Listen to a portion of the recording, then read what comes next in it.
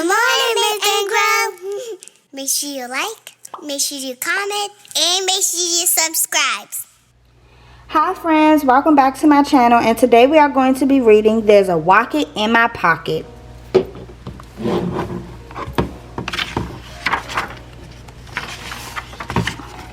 Did you ever have the feeling there's a wasket in your basket? Or a nervure in your bureau? Or a wazit in your closet?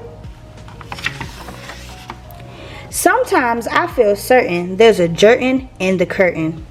Sometimes I have the feeling there's a zlock behind the clock. And that zelf up on the shelf, I have talked to him myself. That's the kind of house I live in. There's a nink in the sink and a zamp in the lamp, and they're rather nice, I think.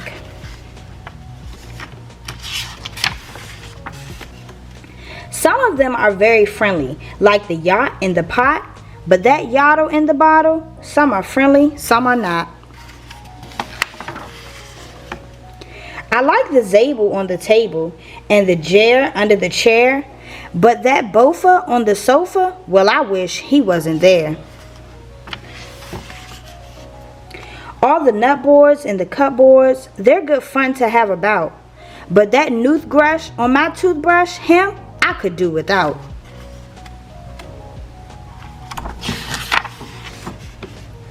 The only one I'm really scared of is that Vug under the rug. And that Quimney up the chimney, I don't like him, not at all. And it makes me sort of nervous when the Zal scoots down the hall. But the Yeps on the steps, they're great fun to have around, and so are many, many other friends that I have found. Like the Teller and the Neller and the Jeller and the Deller and the Beller and the Weller and the Zeller in the cellar. And the Jilling on the ceiling and the Zower in my shower. And the Zillow on my pillow. I don't care if you believe it. That's the kind of house I live in, and I hope we never leave it. The end.